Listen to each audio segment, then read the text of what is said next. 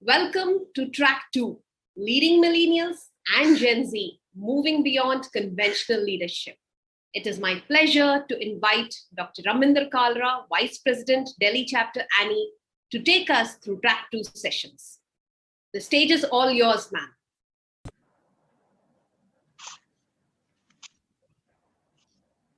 Thank you, Deepa. A very good afternoon to one and all present here. After the first track, we are here for the second interesting track of ANEICON, that is Leading Millennials and Generation Z, Moving Beyond Conventional Leadership. We have eminent international and national speakers in this track, along with our youngsters to speak on the theme.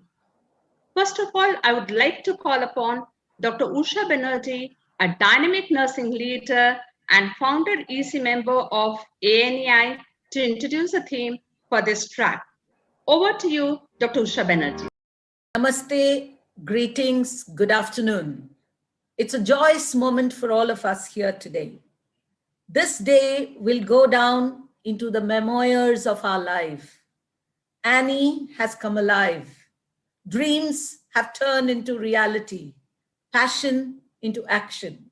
The first ANEICON being hosted in the midst of a raging pandemic where India is ravaged and continues to be brutal. Healthcare workers are fighting the frontline battle relentlessly, tirelessly, and passionately.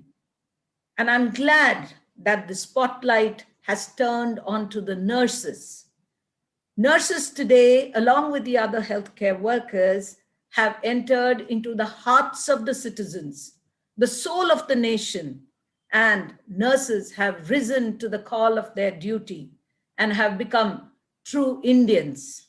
My salutations to all the nurses and of course the others who support them from the war rooms and the control rooms. At the same time, I pay homage to all those who have sacrificed and laid down their lives on the call of duty. Ladies and gentlemen, we just witnessed a grand ceremony which talks about the great leadership of ANEI, which has got the brightest minds and the who's who of the nursing world. And I'm glad I'm a founder member of this great organization, which is so passionate for the cause of nursing. Let me remind you that healthcare today is standing at an inflection point. Change is right around the corner. It is important for us to understand that there are going to be transformations and reforms. It's important for each one of us to ride the wave of change, to navigate, to surf, and to deep dive into this great ocean, which is mysterious, yet very exciting. People say leaders are born like some divine inspiration, where the right man is born at the right time for the right cause, like the magical alchemy of the universe. And the history of the world is but the biography of such great men and women who have walked the earth and walked the planet. We've read about different styles of leadership. We have been taught about authoritarian, the democratic, the autocratic, the laissez-faire, and all kinds of leadership, both in our business schools and in the books that we read. And we have experienced and practiced various styles of leadership, which are situational, adaptive, and participative. Whatever said and done, it's important for us to accelerate our speed and calibrate our pace. Ladies and gentlemen, leading the next generational millennials and moving beyond conventional leadership is not going to be easy.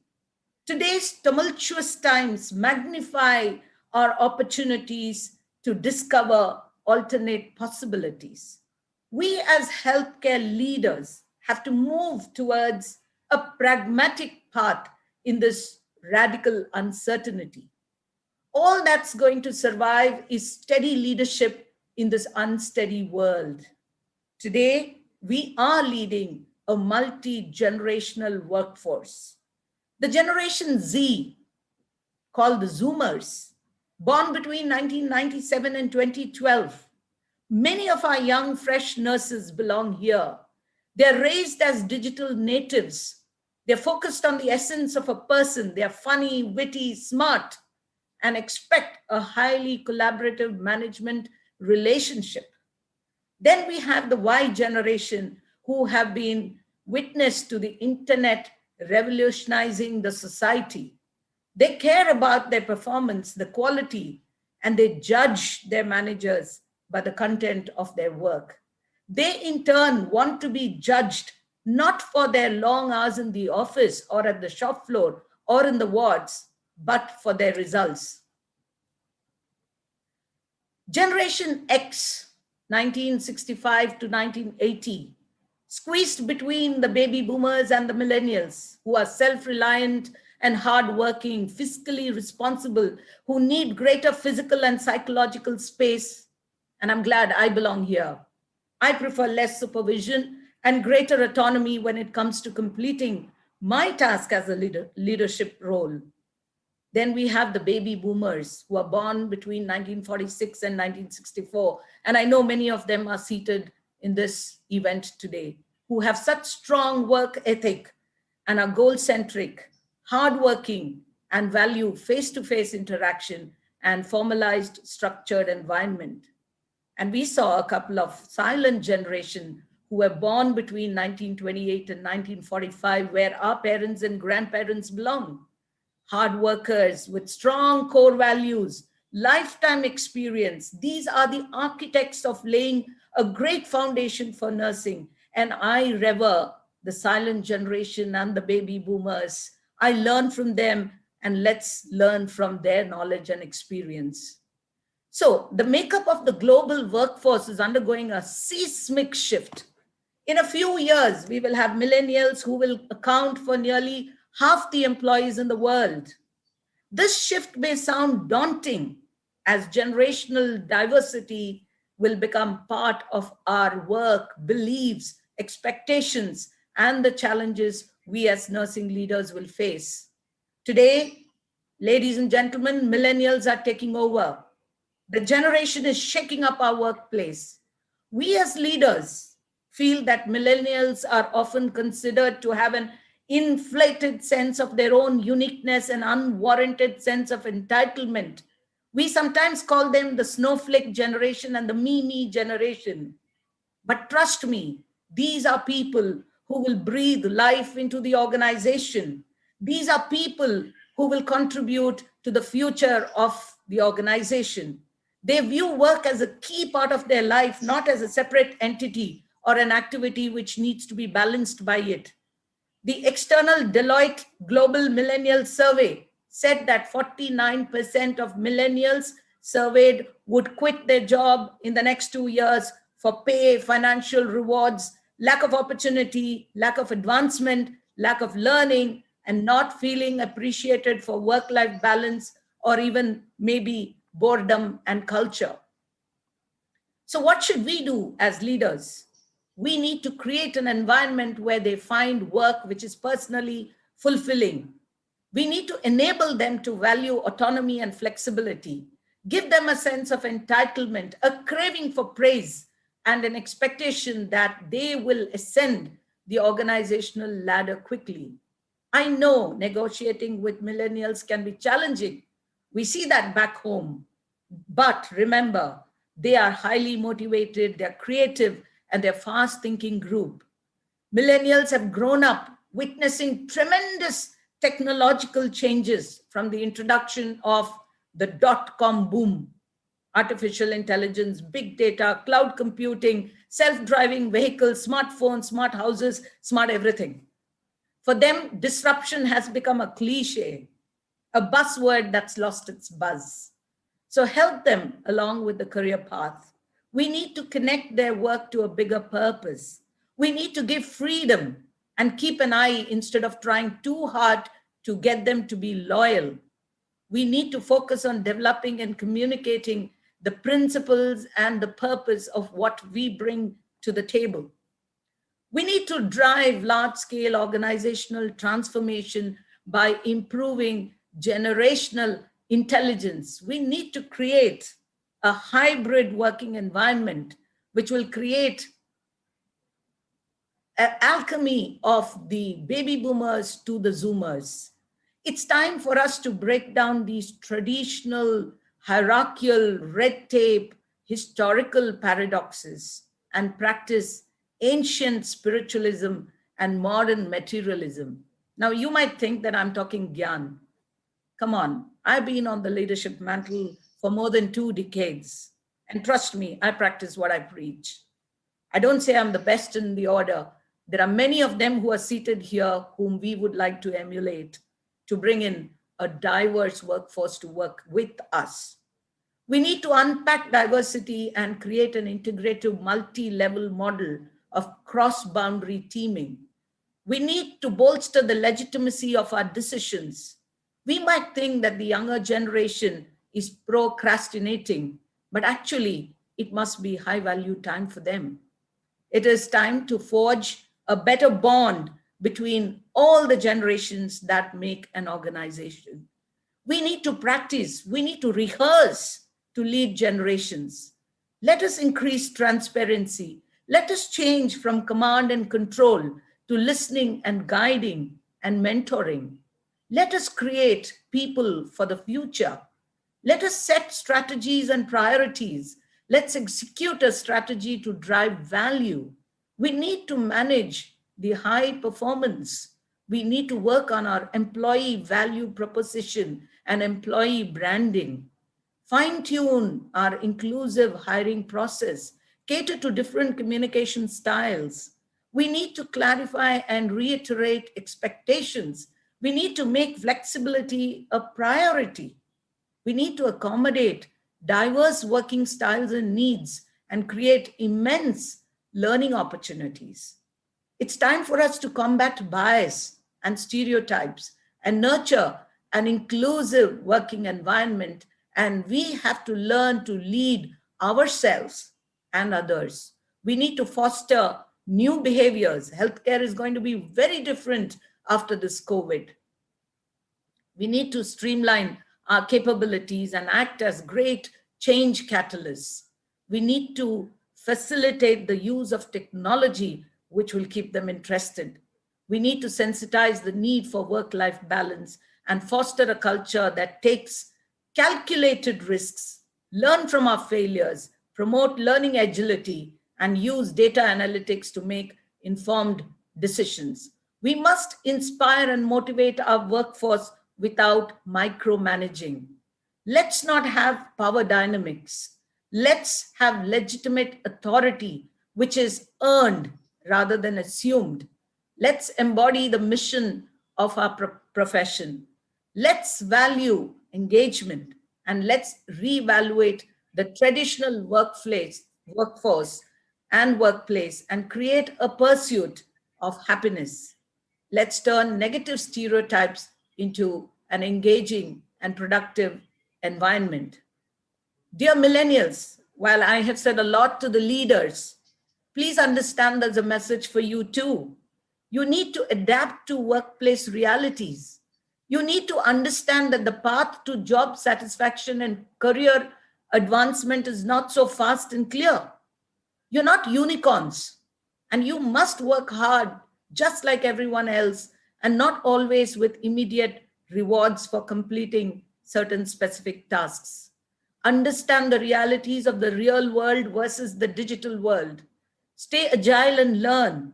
You are the future. Become the next movers and shakers. Let's get this balancing act right so that our profession will evolve and grow. This is the right time. It is the nurse's year, the year of the nurse. Let it become the era of the nurse. Each one of us is a leader. Let us foster a culture of idealized influence, intellectual stimulation, inspirational motivation, and individual consideration. So time for each one of us to re-engineer our leadership style. That's my message from all of us here today. And thanks to Annie for bringing dreams to reality. Thank you so much. Thanks to the chair, Dr. Raminder Kalra. Thank you, Captain Usha Banerjee. Truly said, dreams have come to reality. Nurses are in everyone's heart. It's a time to move with transformational leadership. Dr. Usha Banerjee, highlighting on the theme, truly said that millennials explore their individual career paths. Generation Z need greater personal space. Regular interaction, meetings, constant feedback, and asking for inputs from them are important for us as nursing leaders.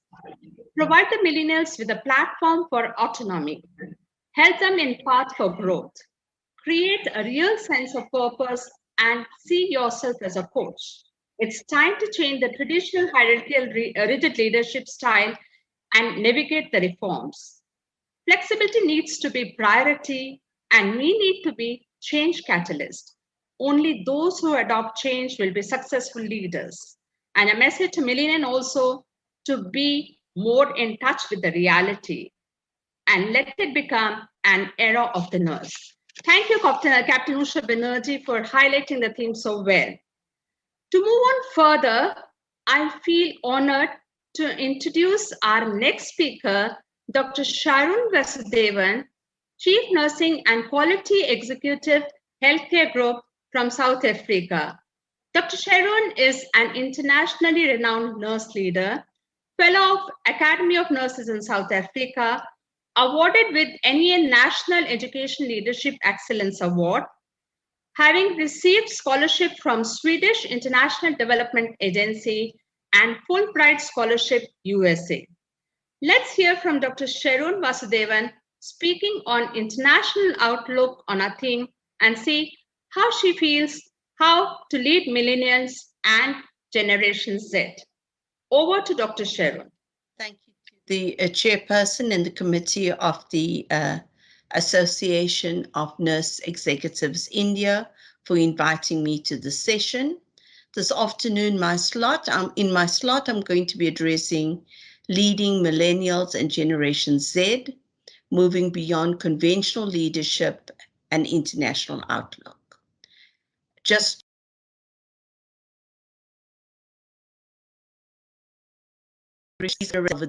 starting with the baby boomers, Generation X. Now we're dealing with Generation Y or the millennials, and then we're going to be having Generation Z, who are our students that are currently in training or just qualified. Characteristics of the millennial generation include facts that they value meaningful motivation, they challenge the hierarchy and the status quo, they place importance on relationships with superiors, they have intuitive knowledge of technology, they're open and adaptive to change, they place importance on tasks rather than time, and they have a passion for learning. So how to manage millennials? 8 ways to do it right. Firstly, create a strong company culture because that's what they thrive in. Offer a work-life balance environment because that's critical to their well-being. Provide leadership and guidance. Although they will challenge the status quo and the hierarchy, they yearn for guidance and for leadership.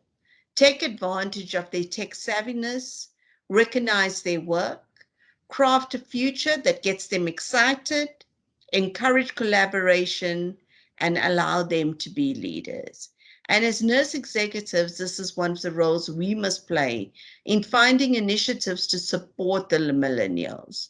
At Life Healthcare, we have these 6 initiatives that we have put into our nursing excellence strategy, where we feel that we'd be able to use this to retain our nurses and to support the millennials and Generation X at the same time.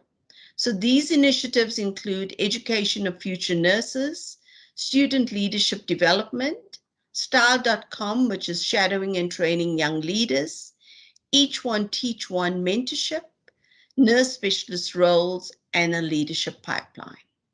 So as a nursing executive, I am an integral part of each of these initiatives.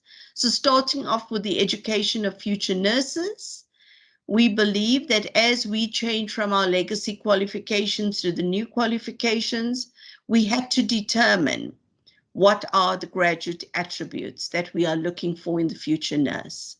We definitely believe that they need to be knowledgeable and clinically skilled, analytical, reflective, critical thinkers, scholars and lifelong learners, leaders and change agents, advocates for healthcare outcomes and professional development.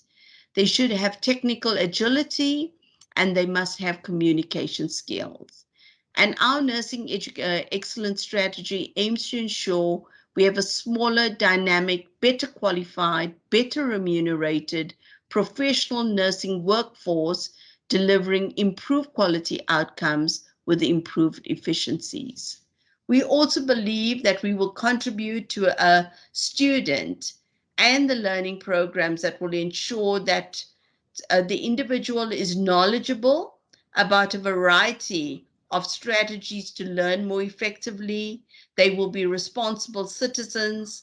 They will be culturally and aesthetically sensitive, and they will explore education and career opportunities. Our second initiative focuses on student leadership development. Our Student Representative Council is an exciting platform to allow millennials to act as leaders. A formal leadership program was developed. Aspects include leadership skills, management processes, communication, networking, and professional branding. Students are included in academic and professional affairs at their individual campuses. They participate on governance and leadership structures, and this results in students becoming confident as leaders early in their training and participating in policy and decision making. Our next initiative is the shadowing and training of young leaders. The STAR.com program was developed as part of our retention strategy. Young registered nurses under the age of 35 with potential were nominated by their managers to attend the program, which spans over a year. The nurses had exposure to senior executives and managers. They also covered content on leadership, key management processes, and professional branding. Nurses were responsible for driving projects at hospital level, and management provided guidance and feedback to the individuals. Our 2020 STAR.com program integrated with the ICN Nightingale Challenge.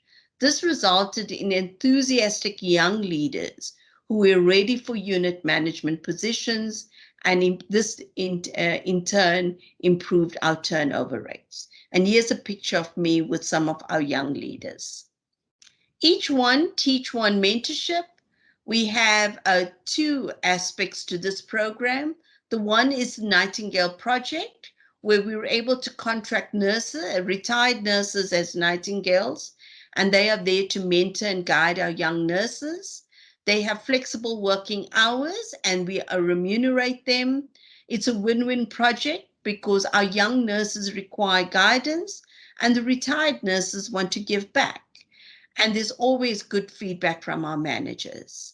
Our mentorship program, at our conference last year, we agreed with the nurse managers on the philosophy of mentorship. And there you can see our managers in the picture.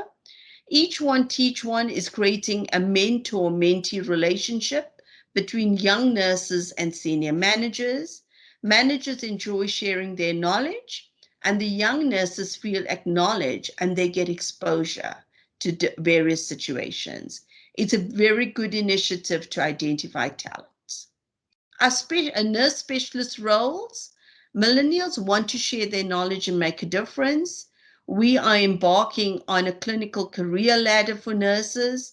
So we started by appointing 3 young nurse specialists to our head office function to drive key strategic projects in maternity, critical care, and operating theatre. They work under the guidance of a senior manager. All of them hold a clinical master's degree and are team leads for their individual projects. They also encourage other young nurses to join their working teams. It's a huge success because they are always looking for new technological solutions, and they do not hesitate to do their research and pursue their goals. These people are agile and they can pivot their thinking at short notice. Their narrative is about step changing the process and simplifying the tasks. Our leadership pipeline, it's really about us developing nurse manager trainees. In order to facilitate our diversity agenda, it was important to have a management structure that is more representative of the people of South Africa.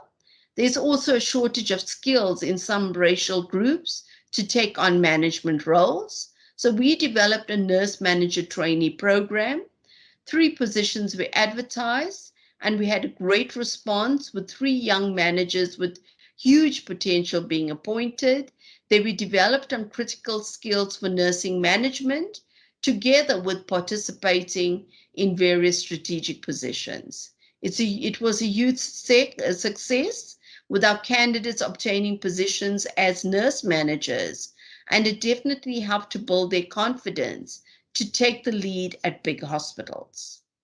So our current nursing scenario, we were able to conduct some research as part of our nursing excellence strategy.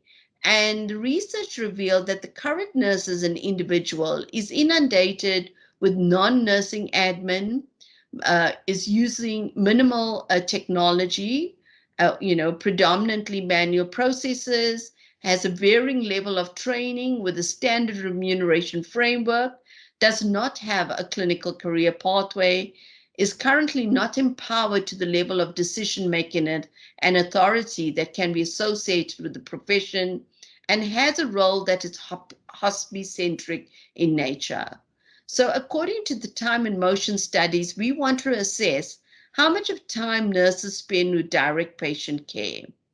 And we conducted a study with PwC, and they found that nurses actually only spend 33% of their time with direct patient care.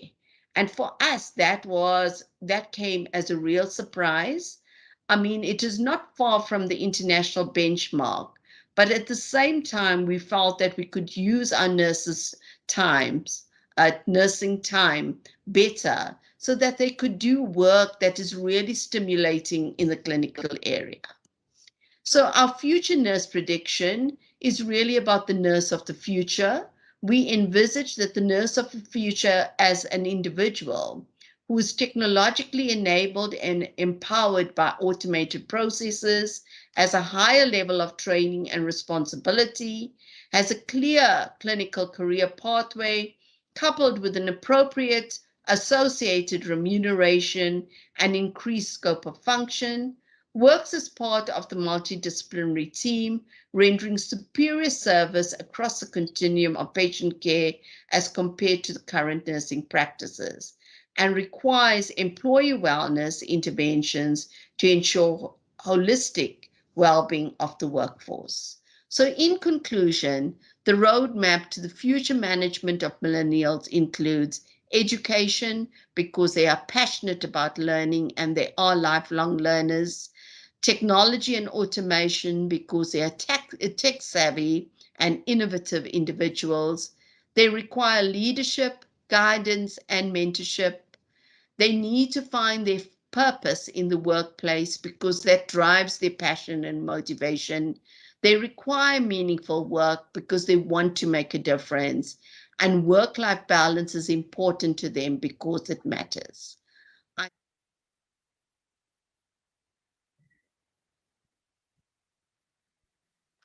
you, Dr. Sharon, for sharing your wonderful experiences from South Africa. It was interesting to hear from you how you perceive the millennial and the characteristics of Generation Z. You shared with us 8 ways to manage millennials. It was enlightening to hear your experience on what you have done for millennials. Each one, Teach One mentorship seems to be interesting. It's good to know about formal student leadership development program being undertaken. Shadowing and training Young Mentorship, Style.com sounds very interesting. I take this opportunity to thank you once again for sharing your wonderful experiences with our participants, which definitely has enlightened the participant on what needs to be done.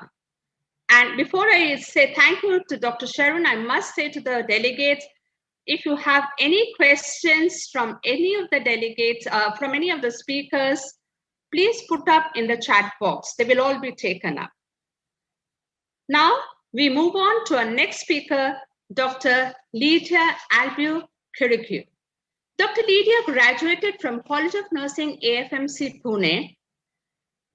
Presently, Dr. Lydia is Assistant Professor at William Patterson University, and she is also an acute nurse practitioner at Robert Wood Johnson University Hospital, Barnabas Health. Recipient of DIVA Award from the Institute of Nursing, IFN, a New Jersey State Association, being named as a finalist for the Nurse of the Year Award through the March of Dimes organization. Dr. Lydia's passion is mentor and develop leaders. Over to you, Dr. Lydia.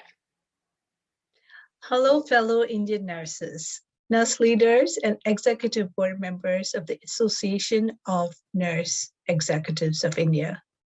This is a milestone development to be part of the inaugural conference of your association. Glad to see a powerful group of nurses working together for nurses in India. Congratulations to President Thangam Combs for your extraordinary vision to collaborate with fellow nurses all over the world. Let me share my screen with you. Today, I will be speaking to you briefly about winning at stress, resilience in leadership. Stress can be converted into resilience. We are living through some of the most challenging times of our life. It will be natural for you to feel stressed and fearful. The biggest present stressor in the world, no doubt, is COVID-19. It is essential, however, for you not to let this pandemic take away your hope and courage. Excessive fear and loss of hope can hurt your immunity.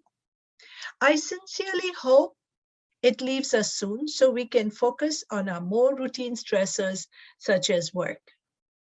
What is stress?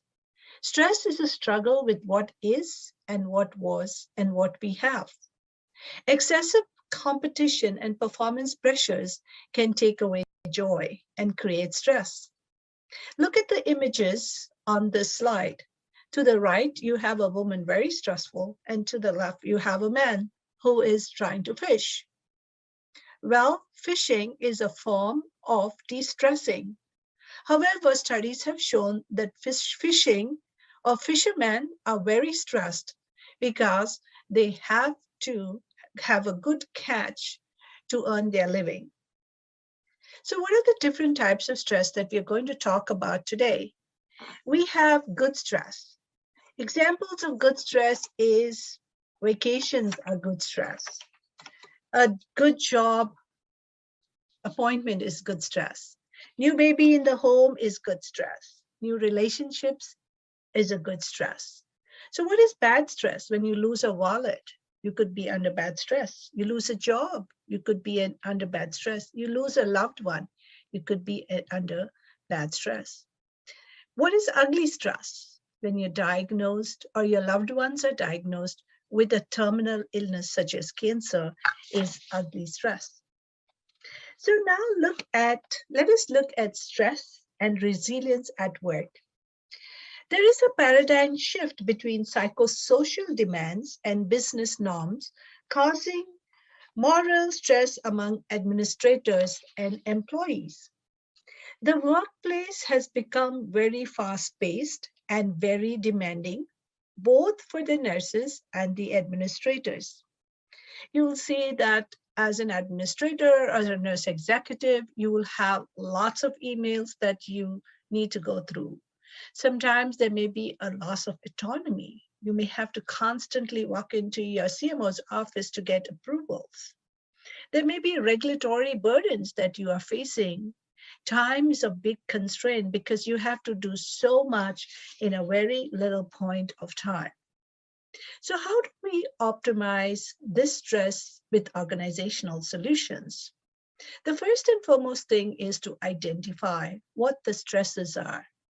Once you identify the stresses, you can divide them into major stresses and minor stresses and prioritize which stressors you want to get rid of.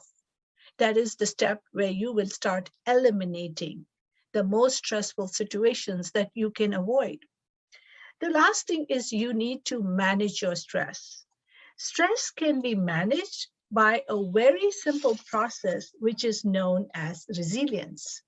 So let's come to define what is resilience. Resilience is basically doing well when you should not be doing well, right? In the current pandemic situation, you all know that it is difficult and it's impossible because of the demand and supplies. Resilience is your ability to withstand adversity, bounce back from adversity, and grow despite life's turnaround. Resilience is a disposition, a path, an outcome. Most of all, resilience is a story. In America, we have a plant which is known as the willow plant. So when you bend the leaf, it will bend very easily, but when you release the pressure, it goes back and bounces back to its original position. So that is what is resilience. That is what we need to develop. In resilience, there are 3 steps. You need to resist, you need to recover, and you need to rise. Resist from what is causing you the stress, right? Sometimes you may and sometimes you may not be. But then there has to be a phase of recovery. Soon after the pandemic, we all thought that we are going to recover very quickly. And there, lo and behold, we heard about our own country, Mother India, going through COVID-19 second phase. It was hard for us to recover, but we will take some time to recover. And the last step is, as nurses, we need to rise up and come in between or midway to overcome the stress that we are going through. So what are the domains of resilience? You have outside in resilience and inside out resilience. Outside in resilience basically is your social resilience. How are you going to perform in the society? What are you going to do? What is your social structure? Where is your help coming from? Financial resilience. What are your resources? How are you going to manage a loss of a job? Occupational resilience. Most of the people today are losing their jobs because of COVID-19, because of the illness, because of the prolonged rehabilitation process. What is and how are we going to do that? Inside out resilience is physical. Basically, are we physically active to take care of ourselves? Are we thinking about what comes next? That is cognitive resilience. Emotional intelligence and emotional resilience is required for us to function well as nurses. And spiritual resilience is something that we always practice, that is ultimately calling to the gods that are going to heal us. So if you look at the anatomy of resilience, it is not amazing that some parts of the body aren't trainable, such as the gallbladder and the kidneys, while the others get stronger with workouts, such as the heart and the muscles. The brains belong to the second category. You need to take charge of the trainable organs. With no exercises, muscles can become flabby. The same applies to the brain. Nature gives us the best brain model of the brain that we can upgrade through training our attention and mindset. So what are the ways and means that we can develop resilience is by personal solution. Number 1 is develop and build personal resilience through improving your lifestyles. Have a sync between the mind and body. Improve your relationships in your family and among your friends and families. Reframe your thought. If you have a very stressful job, you need to reframe and see, what am I going to do to provide or to make myself a better person? And energy management and coaching. Energy management at a particular age is very important, especially for me. I am very particular about how I dissipate my energy throughout the day. There are other ways by which you can build resilience. And I would ask you to close your eyes and follow me. The first thing is morning gratitude. Wake up in the morning and think about 3 people that you are grateful for. It may be your husband, your child, your daughter, your son, your mother, your grandmother. Think of the nice things that they have done for you. Hold your morning gratitude before you get out of bed. Number 2 is gratitude at work. Think about your coworkers who have said kind words to you, who have been helpful during this pandemic. Send them or call them, give them a message. And third thing is grateful memories. It is important that you think about all of the positive and grateful memories that you have had in your life as an individual. Those 3 ways are the best ways to develop and build resilience. Other ways that you can develop or practice resilience is through mindful practice. That is the 2-minute practice. This is what I want you to do.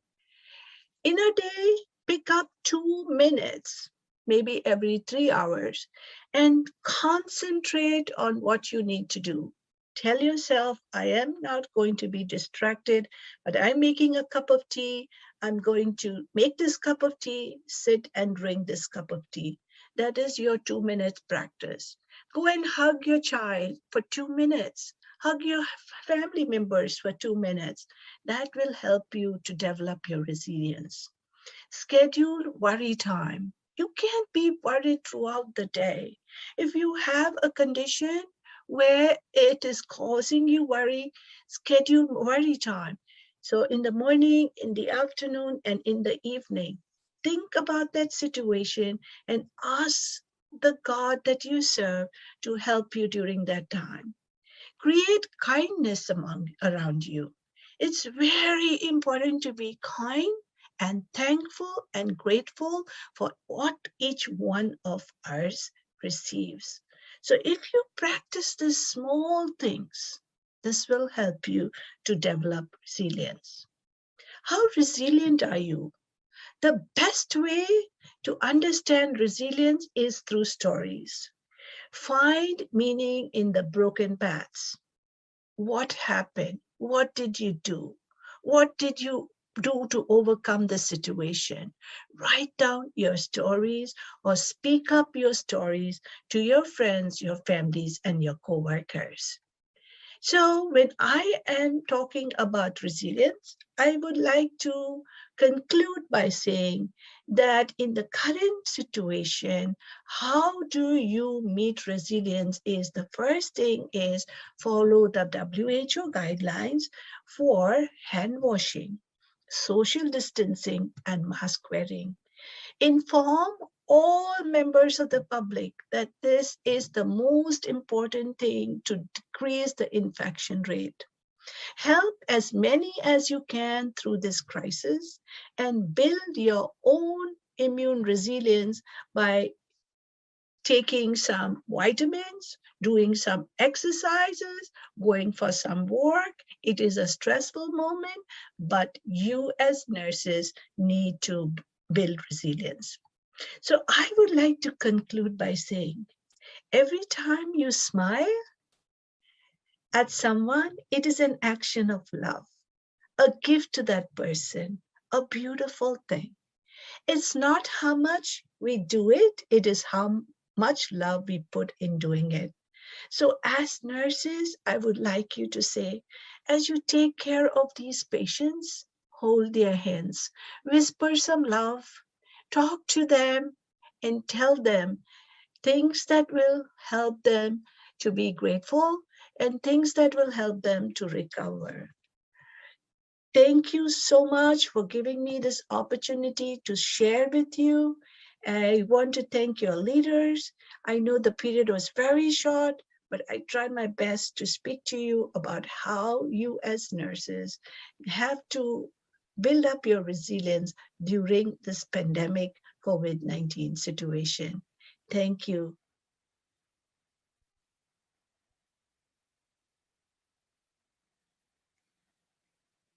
Thank you, Dr. Lydia. This time, most of the people globally are experiencing a lot of stress and feeling the need to develop resilience skills. It was enlightening to hear from you that stress can be converted to resilience, which is the need of the hour for all of us during this pandemic COVID-19. Dr. Lydia talked about good stress, bad stress, and ugly stress. It's important to identify our stressors, identify good stress, bad stress, and ugly stress. It's also important to identify what are our major and minor stresses. Nowadays, a lot is being discussed about resilience building.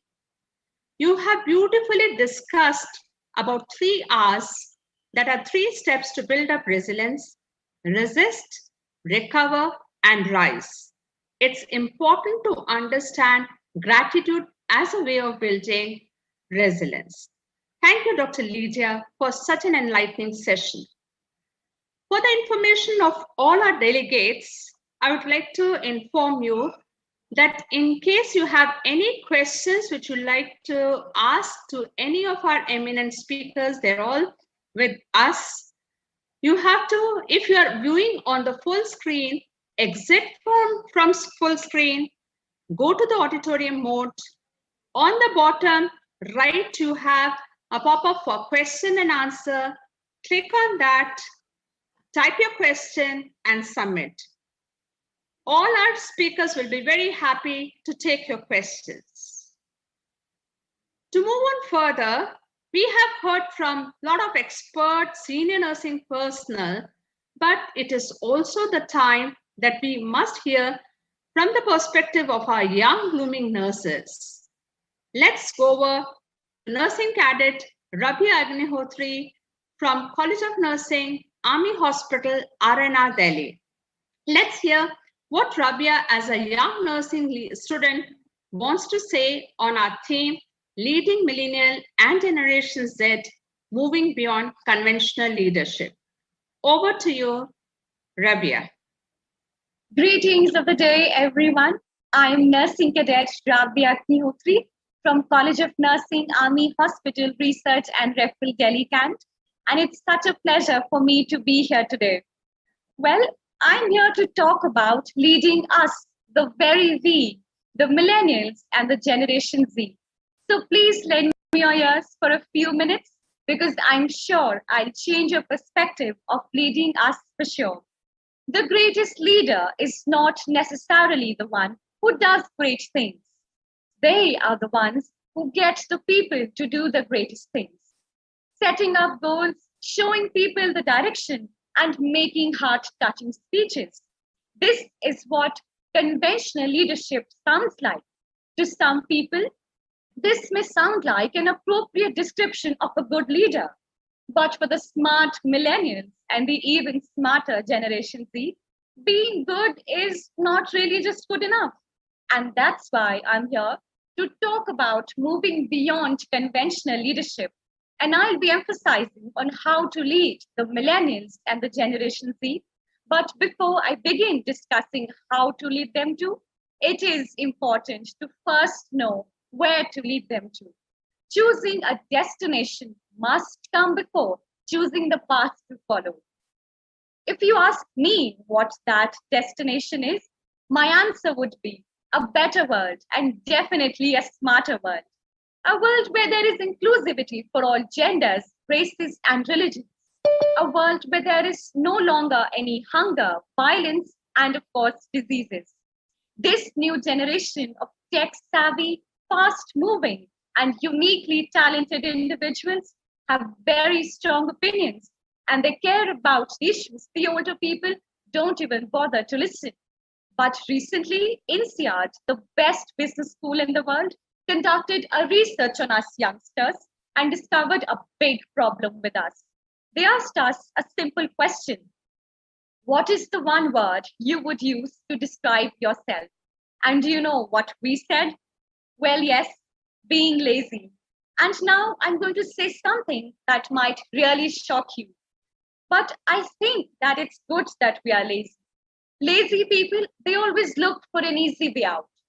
So what really happens when we throw a difficult problem at them? Yes, of course, but to find an easy way out. Find simple solutions to complex problems. This is what these young individuals are great at, and tell us what sort of leader they would want. They don't want someone who does all the thinking and passes orders down the line. They want someone who keeps them engaged, involved in decision making, and someone who puts power back to their hands. Now let's shift the focus to unconventional leadership in an area that all present here love and strive to make better every day. Yes, I'm talking about the nursing and the medical sciences. Today's nurses are working in an environment where they have to demonstrate leadership at every step of the way. We are expected to possess appropriate technical skills that facilitate mobility and portability of relationships, interactions, operational processes, and whatnot. But unconventional leaders in nursing, they will have all this at hand, but also display expert decision-making skills rooted in empirical evidence and not mere just guesswork. And you know, the younger lot, they understand it even better. From inventing medical grade protective equipment to forming an interdisciplinary prone team, developing a virtual rounding tool, and creating color coded signs to improve communication. We as nurses have improved the quality of patient care as well as its outcomes. And you know, all this is important because nursing has evolved. It is not what it used to be. In fact, after the spread of the COVID-19 pandemic, the dependency of countries and the people on nurses has increased by a lot. Sharing an anecdote from America, after their first code blue incident on her COVID-19 ICU duty, nurse Jessica knew that her team's usual method of communication would not be as effective, with nurses balancing running the code inside the patient's room and everything else that happens outside the patient's room. Leveraging her team's insights, the glass doors, and of course the lamination machine, nurse Jessica created code cards to help get important messages to the nurses within the room very effectively. And also as health systems across the country navigate delivering patient care amid COVID-19 while their inventories of PPE continue to dwindle. A driven nurse team at the Ohio State University was committed to implementing innovative ways to preserve the PPE, utilizing externalized IV pumps. After creating an evidence-based plan, they estimated that they saved over 4,500 full sets of PPE. Amazing, isn't it? And of course, we need nurses like these to think out of the box. And when it comes to the future of nursing, the only generation that comes to my mind is us, the nursing students. We are the millennials and the Generation Z of nursing. And that's why we have a huge responsibility on our tiny little shoulders to go forth and beyond to redefine the term nurse. The new generation of upcoming leaders will understand and agree that they don't need a title to be a leader. I would like to end by saying one last thing. Millennials and Generation Z believe that the leader is best when people barely know that he or she even exists. When the work is done, the aim is fulfilled.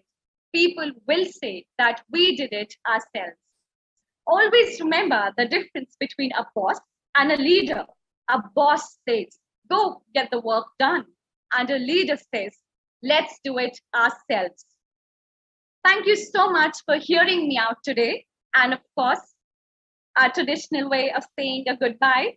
Jai Hind, everyone, and let's go forth and beyond, and let's make nursing great again. Thank you so much for hearing me out today.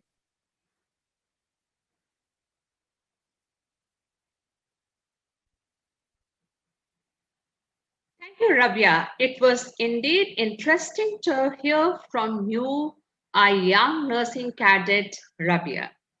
Rabiya views that Generation Z is lazy, and being lazy has advantage in finding out easy solution to the problem. It was good to hear that the leader is with the team. When the team wins, we win, not I or me win. That was something very interesting. Thank you, Rabiya. For the information of all the delegates, I would again like to repeat, if you have any questions, and if you're viewing in the full screen, exit the full screen, go to the auditorium mode. On the bottom right side, you have question and answer pop-up. Click on that, type your question and submit. We'll be very happy to take the question from all our delegates. Thank you so much. Now to move on further, we have another young nursing leader, Priyanka N. Srisat, nurse manager, Jupiter Hospital, Thane, to deliver a speech on our theme, Leading Millennials and Generation Z, Moving Beyond Conventional Leadership. Over to you, Priyanka. Everything should change to something new, to something strange. Once an anonymous writer had written, don't just exist, explore, thrive, challenge yourself, and evolve. Evolving, that is, change to thrive. It includes embracing the changes and creating a new. And to be honest, nothing has ever been untouched from being evolved. Gone are the days when nursing was considered as a call of selfless service. It has evolved. So much so far that today, nurses are being looked upon as professionals, as colleagues, as achievers, entrepreneurs, the change makers. With that thought, I would like to beam in front of you all an advanced era of today's nursing, that is, an era of millennials and Generation Z. With grateful heart, I would like to extend my thanks to Association of Nurse Executives of India for providing me this platform to present in front of you all. I, Ms. Priyanka Srisat, working as nurse manager in Jupiter Hospital, Thane, would like to express my views on leading millennials and Generation Z, moving beyond conventional leadership, a voice of a millennial. A voice of a millennial. Indeed, it's true. This generation is very vocal about their mind and their thoughts. And when we speak about this generation, it definitely takes a bite on a leader, leading them with their methods, patterns, and skills while handling the species. The species who have vibrant thoughts, who do things out of the box, who don't only think about walking miles ahead, but completely change their route to achieve what they set as a goal. And hence, a need is felt. A need to change the concept of today's leadership. Conventional leadership means a conventional leader with traits like they are intelligent, they are extrovert, they are socially and emotionally stable to combat situation, deliver performance, and achieve results. But the question that comes in my mind is, do millennials and Generation Z actually look for all these traits in today's leader? I, being a millennial, what do I expect from my leader? Or if I am leading millennials or Generation Z, what they would expect from me? And while thinking about this concept, there were certain things that came into my mind. The first thing that came into my mind is they look up to a leader who would provide them with experience. Yes, this generation are the explorers. They like to create, they like to explore. They just don't like to follow, but to be led with guidance. And hence, today's leader needs to be experimentalist. They need to provide them with situations to handle by themselves. They need to provide them with a purpose to work upon. This will not only ensure staff engagement, but also will help them to work at the best of their capability. The second thing that came in my mind is that today's leader needs to value their presence. It is true, may it be a young or may it be an elder, everyone loves to be valued. Everyone loves to be acknowledged. So when we sit for a brainstorming session, it all takes to state a problem. Well, a problem is for the one who is stating it. This generation would take it up as a challenge. And when the discussion ends, They would come up with all the various methods and all the various ideas of avoiding this problem in not only this stance, but also in future. All they need from the leader is to value their existence and respect their contribution in every small and bigger way that they do. What's more, they want a leader who would be an influencer for them. A conventional leader would direct and coordinate all the efforts in one point at one common goal, behind one common goal. But the millennials and Generation Z have a different definition of being an influencer. They want a leader who would get things done from them, which otherwise they would not. Hence, today's leader needs to be an influencer for them by just being a doer first, being in action, being on the field. And hence, everything will come in one direction. They would start working on the same common goal which the leader has. Last but not the least, today's leader needs to be a one with a vision, with a focus. Millennials, Generation Z, vibrant thoughts, lots of energy.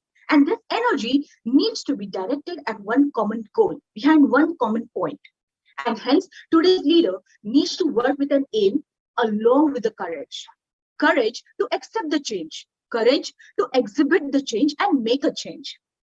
This is all today's leader needs to cultivate in themselves and bring all those brains, those ideas, imaginations to work at the best of their capabilities. Today's leadership needs to wrap their arms around the fast-moving generation simply by being techno-savvy, work with an insight, and being a combination of their own ideas and being adaptive to the ideas of their team, and continue being an icon to this generation, which is otherwise very difficult to impress, but very strong to express. This is the voice of a millennial. This is how they voice out among what they require in their leader today, what they think about leadership today. Hence, today's leadership needs to be transformational.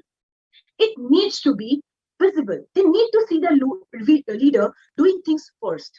They do not want a leader to tell them what is to be done and what is not to be done, but do it by themselves. And hence, automatically the team follows. They want a leader who will be accessible for them.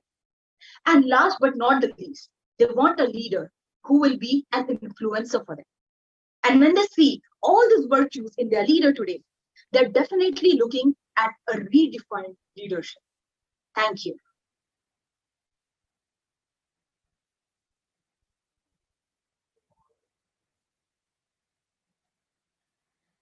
Thank you, Priyanka. Priyanka talked about how she perceives leadership in nursing. Leaders need to be experimentalists and should involve Generation Z.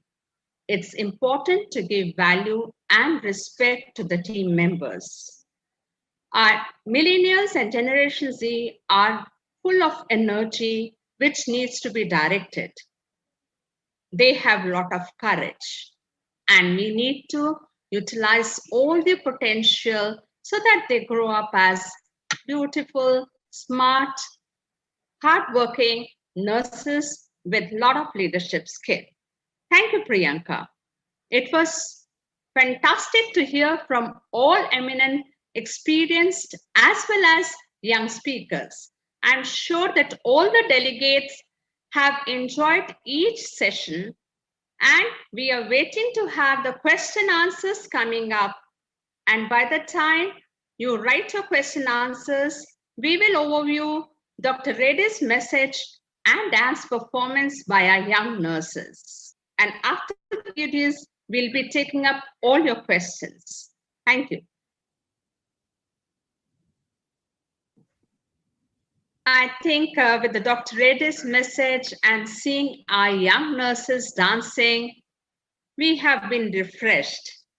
All our eminent speakers have spoken so well, and that has, created a lot of motivation amongst our delegates, and I'm very happy to see it's not unusually, like usually we see in many of the conferences, there may be hardly questions coming up. But when the delegates, they get the address so well from the speakers, they know the potential of the speakers and they have a lot of questions. We'll take up these questions one by one.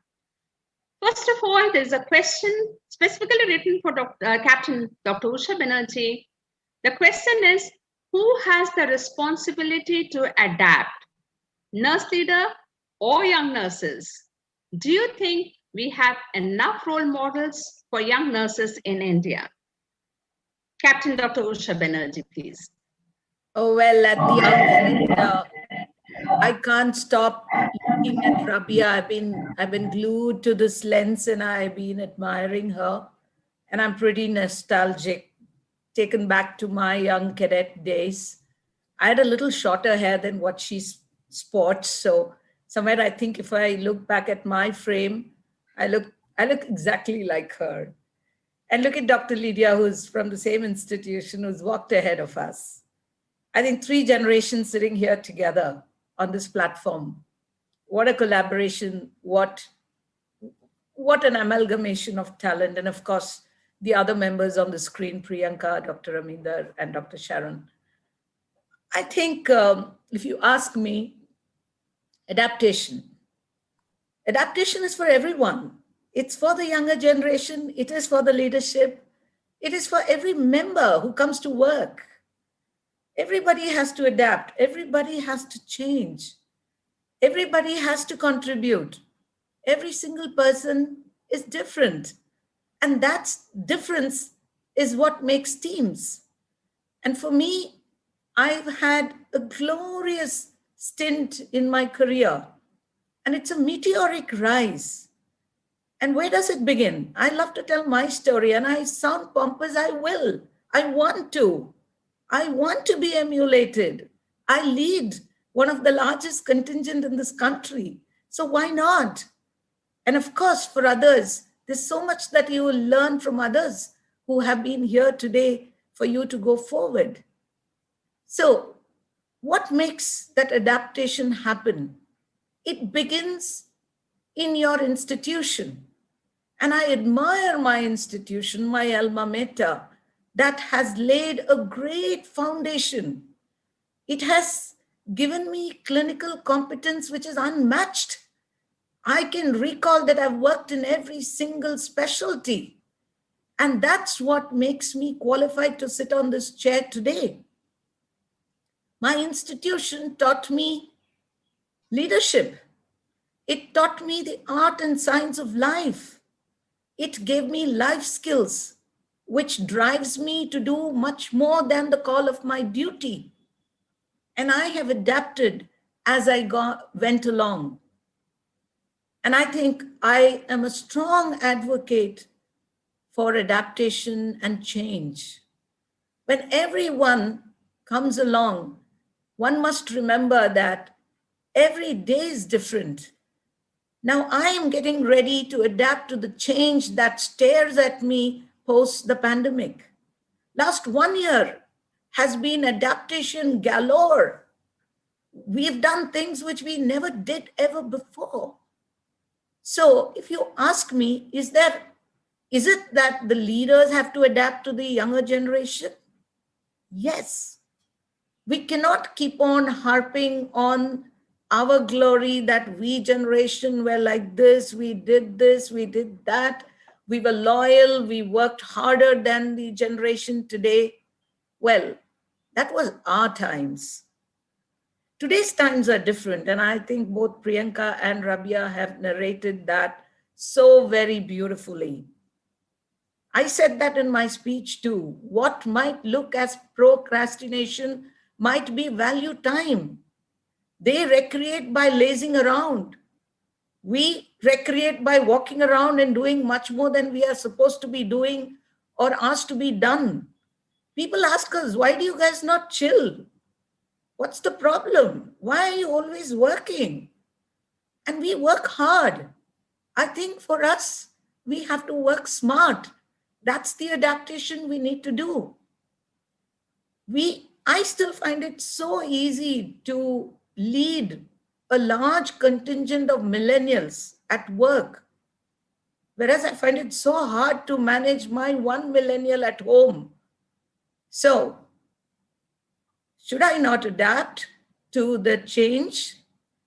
It should be important for us to be able to break these silos, and nurse leaders must adapt to the fact that we have a different generation we are working with who are equally capable, collaborative, and productive. And now for the young generation, well, I understand that you want quick wins, you want results, you're faster than all of us, your fingers are faster than our thoughts. Great.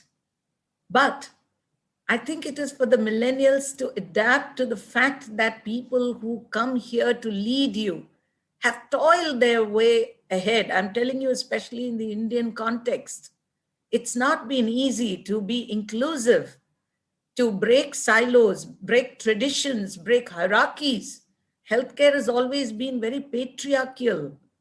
And to bring healthcare to this level in the last 10 years, it just doesn't come like that. It comes with a lot of persistence, persuasion, and toil. Respect that and join the bandwagon. We're not masihas who will come and change the world. We all together will change the world. And I'm glad, look at Dr. Lydia, president of NINA, when India saw such a turmoil, wanting to help, wanting to contribute. We've spoken to so many people. For me, I feel everybody needs to adapt and customize themselves to this organization they work. One shoe does not fit all. We cannot have a thumb rule. We cannot have a stereotyped strategy. Every organization is different. Every community is different. Every team is different. Every group of people is different. So I think adaptation, embracing change, looking at reforms is a collective process. There is so little that a nurse leader can do if the bottom of the pyramid does not bring in competence, does not bring in knowledge, and does not want to strive to patient safety or quality. There's that much we can do.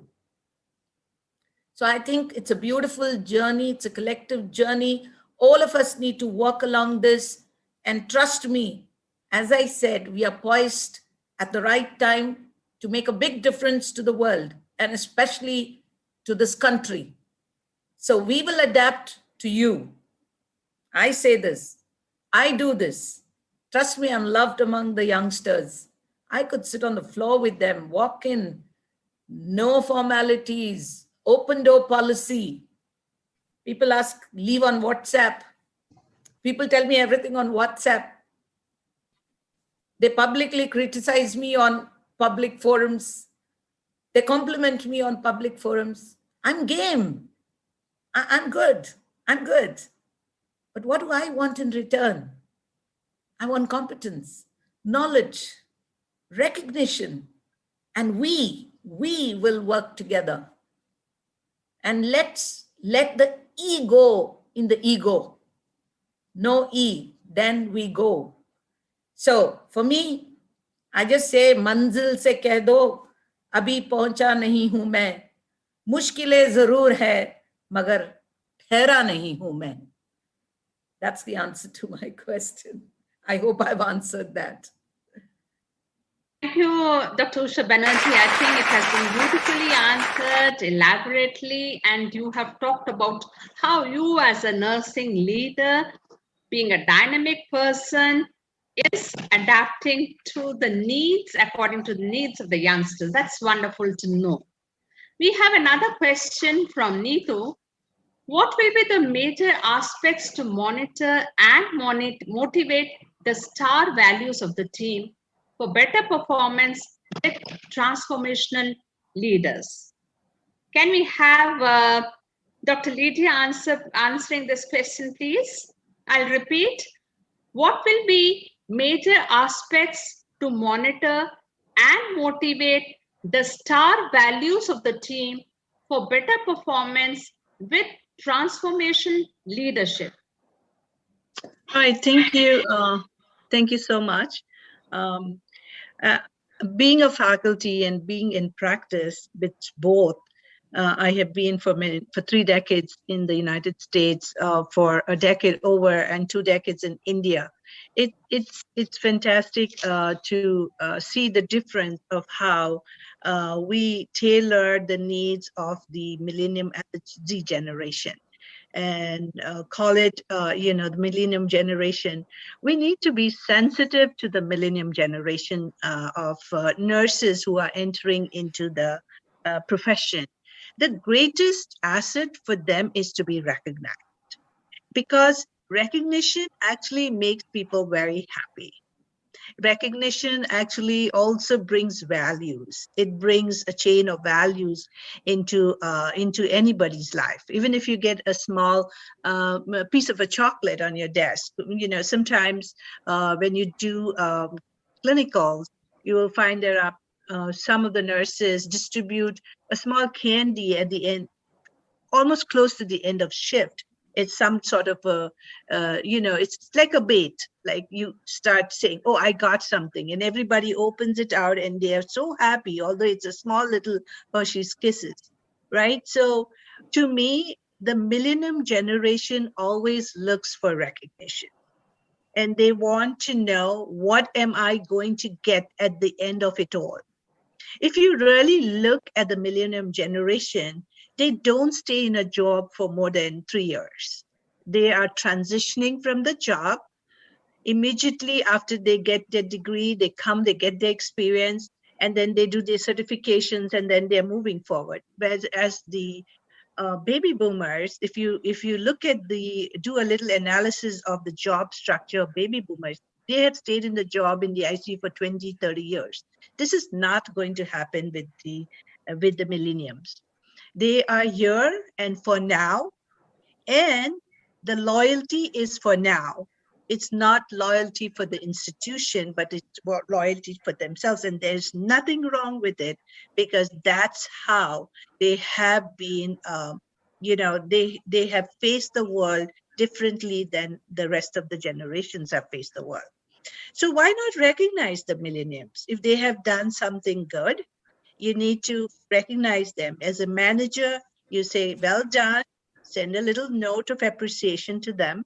If you are in a faculty role and you've seen somebody doing well, send a little note to them. If you are in a leadership role and you see that the millennium is really doing very well, contributing, yes, do recognize them. Motivation is a great and most important thing. If you don't feel motivated in your job, you're not going to stay there, right?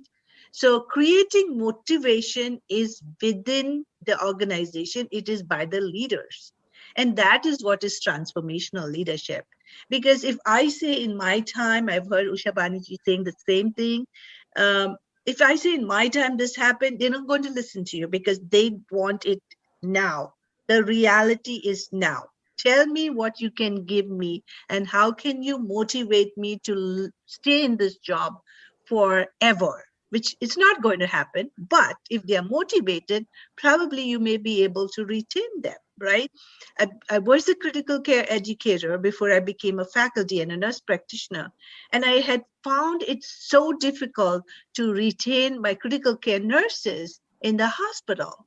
Going to the root cause analysis, we just realized that the hospital possibly was not meeting their demands. Sometimes they were layoffs. Sometimes they were being, moved from one department into the other, and they didn't like it because they came with a goal of wanting to go into a nurse practitioner or maybe a nurse anesthetist program, which they needed to be in a surgical ICU. And now you tell them, no, you need to go into neuro ICU. So there is no motivation. So the most important thing for the millennial generation is to motivate them. Constantly they need motivation and they need to be rewarded. They need to be recognized. They need to be nurse leaders. What nurse leaders need to do is basically create recognition programs in your hospital. Maybe, during Nurses Week, not only during Nurses Week, but intermittently, you can also do recognition programs for your nurses. Motivate them, maybe form a journal club. Do a need assessment, basically an educational need assessment survey or a need assessment survey, and find out What do they need? What is it that is top 3 priorities for the millennium generation? What do they require? One thing I'm telling you, the thing will be is we want a raise in salary, right? That is the first thing that all millennials will say. Give me a 20% increase in salary because I think I'm worth more than 20%. They'll negotiate with you. But sometimes you will need to make them understand that this is a budget constraint. This is what we can give you. This is all that we have in our bank, and this is what we are going to give you. But they continue to negotiate. In the US, we get paid by hour. So if they get $42 in their current job and another job gives them $50, they will move from $42 to $50. So that is the first thing millennials will look for. The second thing is they want to know whether whatever they are doing or whatever assignment you have given them is something that will meet their needs, right? So if they want to go into a particular track, they want to make sure that they are in the right area of practice. It's not like our time where we were told to go to, oh, you can go to med surg or you can go cardiac or you can go ICU, but they come with the clear idea that they want to do this. Some of them will come with a clear idea that I'm coming to Apollo Hospital because I want to get that onto my resume so that I can have a ticket and better opportunities to do my NCLEX exam or CGFNS exam and go to the United States. And there's nothing wrong with that. There is nothing with a fast turnover.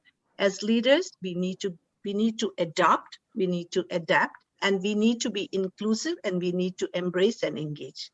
That's what I just think that will make our millennials probably find value and meaning wherever they are. Thank you. Thank you, Dr. Lydia. It was very interesting to hear from you about talking about the importance of recognition, creating motivation amongst youngsters by the leaders, and retaining staff, and most of the time the salary issue coming up, the budget constraint. I think you have very well dealt with that. And the next question, which is typically I thought we'll go to Dr. Sharon, but I have another question which is just related to this, only what is being discussed, especially asked to Captain Usha Banerjee. What do you suggest to keep the nurses engaged other than assigning more work? This has come from one of the participants, Ajita.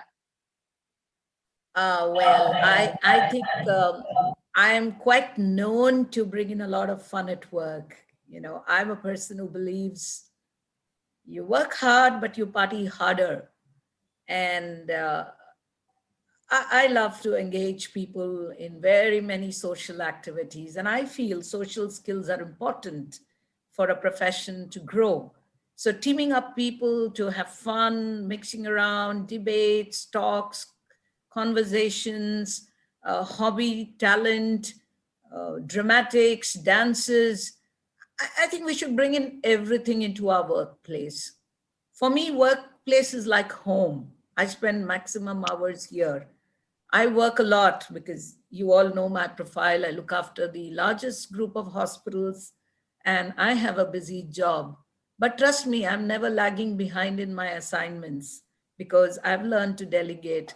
I've learned to handle a lot of work. And I party hard too. I love dancing. I love spending time with these youngsters. Sometimes when I don't know something, probably I'm learning from them. So I must admit and tell you that many, many hospitals in India have this concept of fun at work. Probably we never had those occasions. I fortunately come from a great institution and an alma mater which has taught all this to us like a science. We would have great parties and we've seen men in uniform, women in uniform come in and they're very grand. So at a very young age, it was pitched very high and big dreams, very aristocratic. So I think most of the leaders are trying very, very hard for the youngsters today. And I think it's time for the youngsters also to appreciate that this is beyond the call of their duty. And I think if we marry this entire concept of work-life balance, fun at work, I think it makes a great institution. So for me, beyond work, it is recognizing people, rewarding them, bringing fun at work, looking after their needs, addressing their grievances, extending your relationship beyond just the staff to their families, to their social circles, being available in time of need, and a similar reciprocation from the youngsters we lead so that we are motivated to do much more than what we do. And we also have a life beyond just work. I think that makes it a great place and a great institution and a good way forward for us to be proud that we lead with a human touch. We lead with love and affection and with meaningful directions. And we learn from both ways and bring a lot of de-stressing activities to work because we believe that nursing is a hard job. And it begins with physical exercise to fun, to resilience programs, to building the individual and enabling them not just to find a job, but to build a career while they are with you, whether it is a short stint of 2 years or 1 year, that they should know that we have contributed to making the architecture of their life and their careers. Like I always say, that all the institutions that I've worked in have designed my life and my dream. And I say this, dreams are like wine and I'm drunk with mine. And that's the way forward. Yeah. Thank you, Dr. Usha Banerjee, on really explaining it very well the way you deal with. Now we have another question from our delegates for Dr. Sharon. You discussed at length how best to prepare young nurses. In South Africa, do you insist the nursing teachers, faculty have clinical experience? And what are the regulations around this? Dr. Sharon, please. Thank you very much. And I think that is a very good question. I'm firstly delighted to be able to respond to your delegates here. In South Africa, it is something that, we actually encourage. It is not necessarily regulated around nurse educators having to have that exposure in the clinical area. But I can just tell you from my institution, because we also run our own nursing college, we insist that our educators play a role in the clinical area. So COVID was a good example. We were able to close our institution and actually move all of our educators and students into the clinical area. And it was remarkable how they were able to fit in and really come to the party. But just annually, our educators, have to work for 4 weeks annually in the clinical area, on a continuous basis, meaning that they have to go for a whole week. It's just not like one day at a time. They need to be fully integrated with the clinical team when they're there and actually participate in patient care. And over and above that, our educators are also expected to follow up on students, do the formative assessments, the summative assessment, and do a part of the clinical teaching in the clinical area. So, we expect that of our staff, and I think that's important. I mean, we want people, that are not just academically inclined. It's easy to take things out of books and journals, to put together a presentation and to be able to teach it to your students. But I think we're going to earn a lot more respect, especially from the millennials, if we can show them that we are up to date with our clinical skills. Because after all, no matter what level of teaching is in place, the end result needs to be a competent clinical nurse. And who best to do that? It's a person who has a good balance of both the academic side of nursing as well as the clinical side. Nursing is an art and a science. And we need to be able to balance that. So for me, that's been critical. I'm a nurse educator at heart.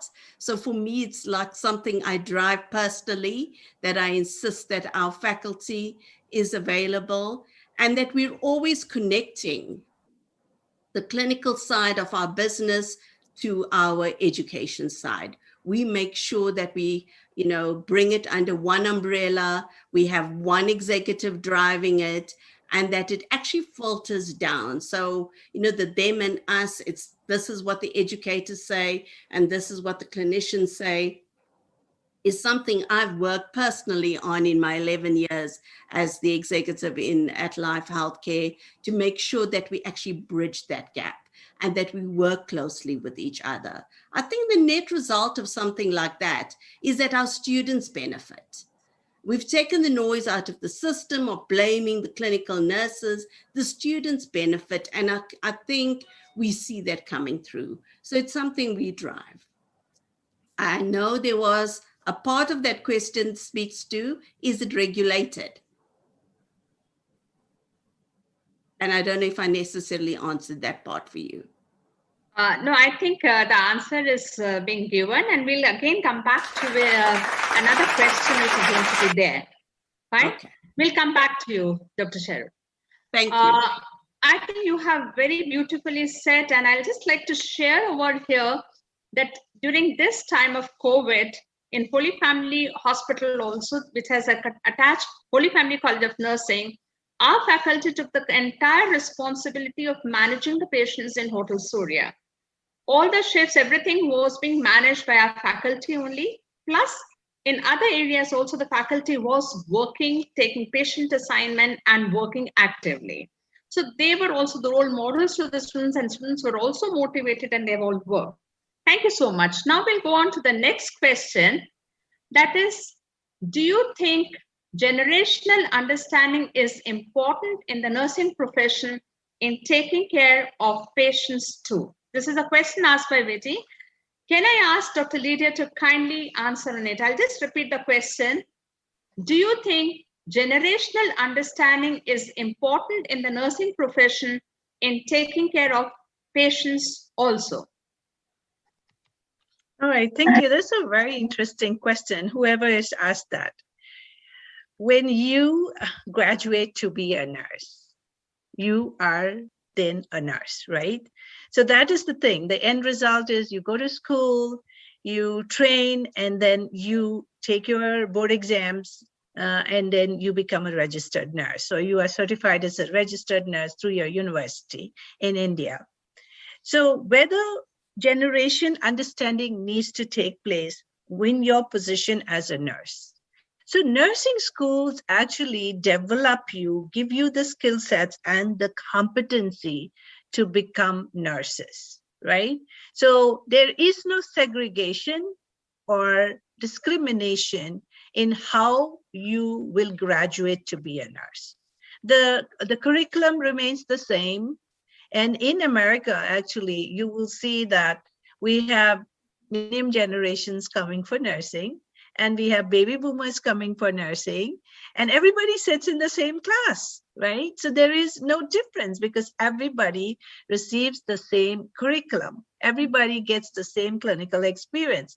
Everybody is in the simulation lab. Everybody goes through what you're learning or what you're thinking, or, the concepts. So that just because you're millennium generation, you need to be treated differently from baby boomers? The answer is no, because there is standardization of nursing education that is all over the world, wherever you are in India, whether you are in America, whether you are in the United Kingdom or Australia, anywhere.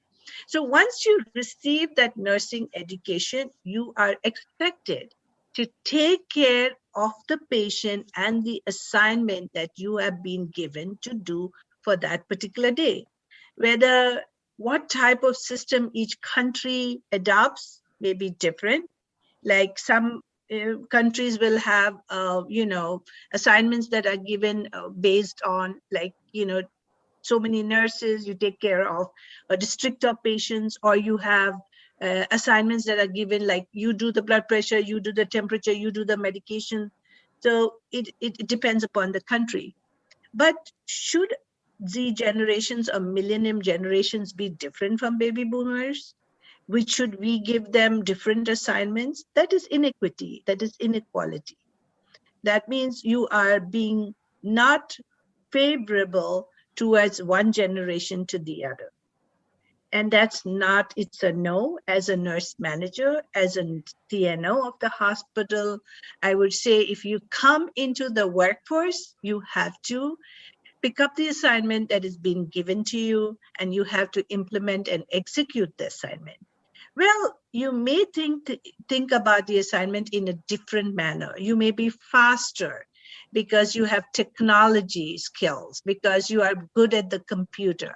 You're good at doing things faster than the millennium generation. That's a different story altogether. But remember, nursing is an art and a science, and I always define nursing as acquisition of knowledge, attitudes, and skills. Skills is basically your hands, right? So you will find that nurses who come to critical care area, the millenniums, although you may be very fast at tweeting and Instagram and Facebook and all of that, you have to learn that skill at the bedside. And you will learn it from the experienced nurses who will then teach you or mentor you to adopt those skills. And you will observe how the the baby boomers have done their work, and you will learn the techniques from them. So there is no discrimination at that point, even as a faculty who is in practice.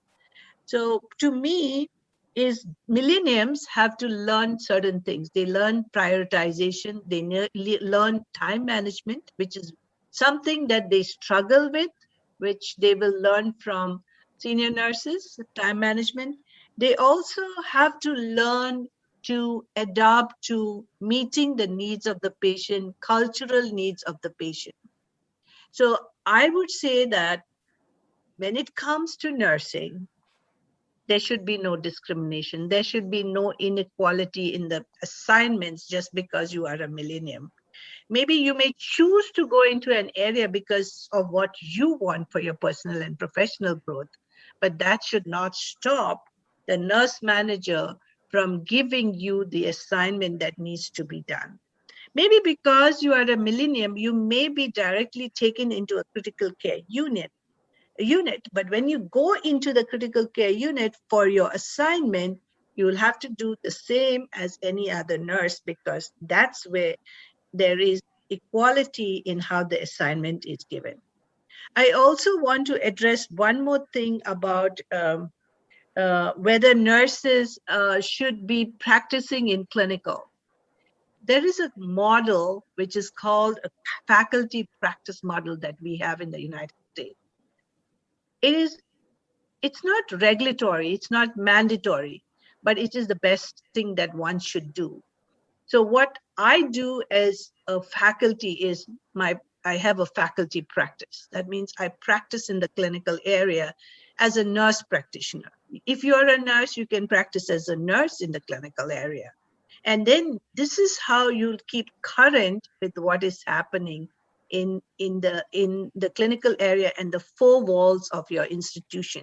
You cannot teach if you don't know what is happening. And that is something that I wanted to share, apart from saying that to me, there is no difference. And I will say that is when it comes to you entering into the nursing workforce, after you graduate, everybody is treated just the same. And if you can do better because of your skill sets, maybe, you would get a promotion faster, but that's different from working at the bedside. Bedside, everybody does what they're supposed to do. That's what I think. Thank you, Dr. Lydia. It was really interesting to hear from you, and I do agree that without going to the clinicals and getting yourself updated with the latest, you cannot be a good nursing faculty for your students. Now we have another question for Rabiya, our nursing cadet Rabiya. After hearing from senior speakers in your track, what will you say is the responsibility of millennials and Generation Z become the future leaders in nursing? Yes, Rabiya, please unmute. Yes. That's a wonderful question. First, I would like to say that. And I truly believe that currently I'm facing a lot of pressure sitting in front of such experienced people, and I just don't know what to say. But I will stick on to some words and I'll express what I truly believe about that question. And the first thing I want to say is what Ma'am Usha said earlier, that the millennials and the Generation Z, they are very chirpy, they are funny, they are cool to hang out with. And as I said, that they are very fast moving and tech savvy. So these all words, they all come to a beautiful interplay and they make us more confident and more valued as a person. So for example, if we are bombarded with a very difficult situation, and so we are able to drive ourselves through that very smoothly because of all these qualities that we have. Because we'll stride and we'll overpower all these natural calamities or any other thing that happens in our life very smoothly. But today, talking about unconventional leadership at such a young age was very tactful, and it was very surprising for me as well that I could speak about that at this age. Also coming from a military background where leadership is basically hierarchical. You don't get to say what you really want to say at times, and you need to give that yourself and find a very suitable sentence of expressing yourself to your superiors, because this is the basic fact about the military life. And that's also what makes it a bit special, because you should know what to say and when to say something, and change comes with that. I vouch for being the voice for change. So and there's a famous quote that says that you can only bring change if you bring change to your home first. So change begins at this place around me, including me as well today. And speaking about leadership at large, first I would like to quote a few technical terms, if you don't mind. I'd like to talk about the informational revolution and the social revolution and the current time period we're living now. So first of all came the social revolution. It was probably talking about the Indian perspective of time, probably after the independence, when the population was all about getting the basic needs, fulfilling their Maslow's hierarchy, the first level, the basic level, getting food, getting shelter, getting a good job. So all that generation around that time was focused only on getting the basics. But then probably 2 to 3 decades later came the information revolution, where people wanted to get a degree. They wanted to be a professional. They wanted to do something that really mattered. They wanted to become doctors, nurses, and of course, engineers. So all that time went into education and priming the generation. And the time we today live in, it's not about getting information or getting your basics. It's about getting standard of life. So being a millennial myself and a Generation Z, I believe that, as ma'am truly said, I truly go by those words, that yes, millennials are motivated when they get something at the end of a task. For example, I being a 4th year student at a very tender age, I believe that once I get commissioned and I go out and serve the nation and be a good nurse practitioner, I would see that at the end of the day, what do I get? I necessarily not being the money or the resources, but definitely, do I get happiness? Do I get recognized for my work? Am I applauded for all my actions that I did today? So this is all what matters to me. And that brings the change in our behavior. Also, very often I get to hear this, that, the older generations, they're very old fashioned, or they won't listen to you. Our tutors, they don't understand that, because basically they are from a different generation. They were brought up in a very different time as we are now. We are more pampered, we are more chilled out, we want recreational activities. But these things are very basic for everybody, I believe. Everybody needs to recreate and have a little fun in their life. So I believe that there is no present without history. The older generations, we might call them as history, but they are our basis. We learn from them. Nursing was not just created in one day. It grew day by day. And today, as I sit here in front of such great leaders, I believe that this is the time to just say that, yes, we have learned a lot from you and there's a long way to go. And I believe that's all I have to say about that, because I'm still very young and gaining experience every day. And talking about leadership is a very bigger task at this age also, I believe. But all that I've said until now is all about the experiences I've gathered for this 22 years of my existence on this earth. So, and yes, of course, it's a long way to go. And I believe that I'll be able to stick on to that. And of course, my companions in the same generation would also understand the same thing. I hope I tried to answer the question well and also get out my few of my experiences as well. Thank you.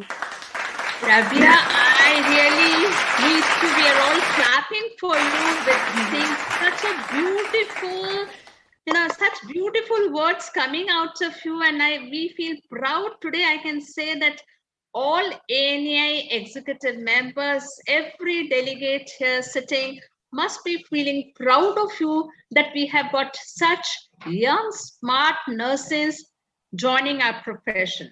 I really need to appreciate. It was wonderful to hear, and we feel proud.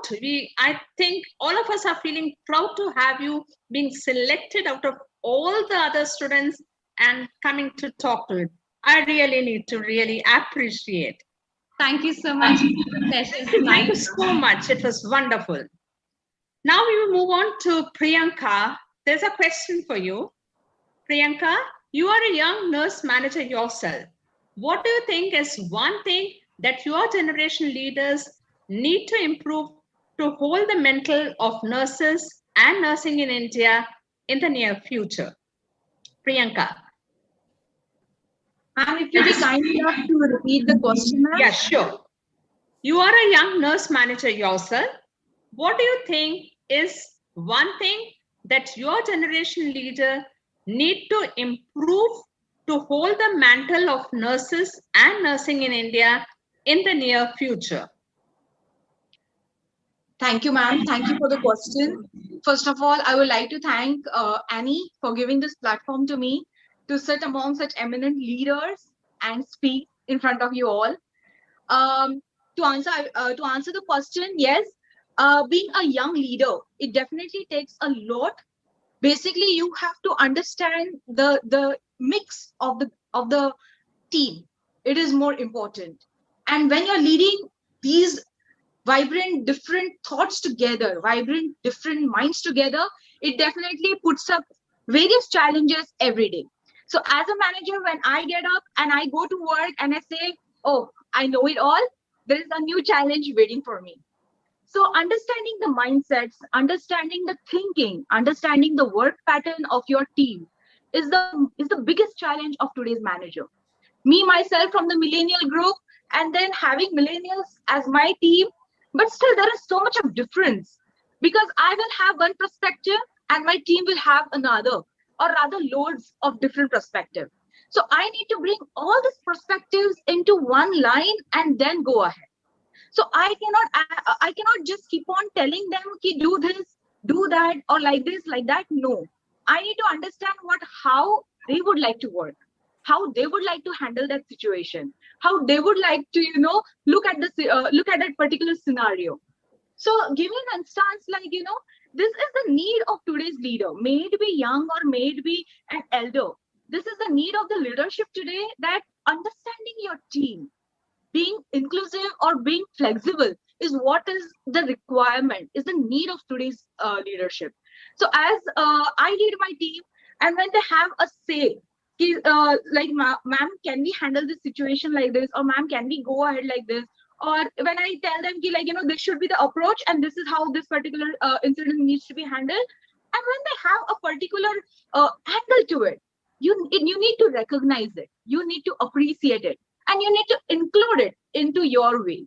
So automatically what happens is they get that encouragement, they get that that motivation to, you know, be with you, to work along with you. Because today the most important requirement is to keep your team together. The most important requirement today is to have the nurses stay put with you. And that is the reason, as a manager, as a young manager and a leader today, I would take it up as a challenge to keep my team together, to keep my team in union. Because when I have to go ahead, I need my backup, I need my back support, and that support needs to be stronger. It cannot be like I will say ki it is only me who is doing it. No, it is we who are doing it. As Captain Usha ma'am had told, that, you know, that we factor needs to be there. That let go of E and then we will go together. So that is the most accurate thing, ma'am, today, that, you know, I cannot say I, me, myself. It has to be we together. So this is the challenge. Yes, it is evidently seen today that, you know, staff engagement and keeping the staff for a longer time with lots of nursing turnover, still giving them that experience, giving them the flavor of working with you, giving that one element of you to them. It's more important. They look up to the leaders who train them, who develop them, who nurture them. And as a eminent leader, their job is to give it to them. As Rabiya has said, like, you know, at the end of the day, what matters is what I'm getting back. Yes, what we are giving back to them. We are expecting them to work long shifts. We expect them to be there all the time. Whatever shifts that we do, whatever flexibility that we expect from them, they are giving it. And when they're giving it, at the end, what we are giving back, that is also equally important. So when I have to tell my staff that when you're doing evening shift, can you please come tomorrow for morning? They will only say yes when I have loads and loads of things to give them, understanding them, have passion towards them, be compassionate to them, and then understanding their scenarios, understanding their minds, understanding their, you know, the troubles that you're facing. Also at the personal front, it's very important to have that personal touch with your team. It is very important to have the professional touch with your team. And when you have that together, they say that yes, she's the one who understands me, she is the one who will know me, she is the one who will take care of me. And then when I say, can you please do it? There would never be a no for it. There would never be a no.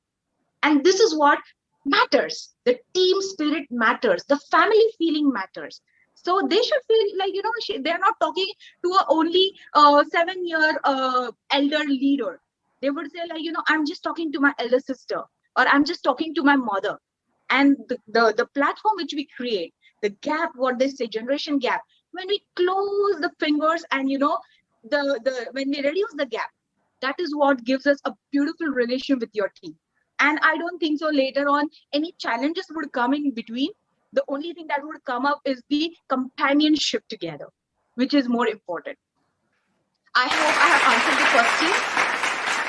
Thank you, Priyanka. You have beautifully answered. You talked about recognition, motivation, how to keep the team together, talking about personal and professional touch, and talking about the team spirit, which matters a lot. I think you have been a wonderful leader, and we wish that you grow more and more, and we'll have more time to hear from you. Thank you so much, Priyanka. Thank you, ma'am. Thank you. We have another question, and it is related to something. When we can talk, we can have the answer quickly from Captain Usha Banerjee, because we have got some more questions also.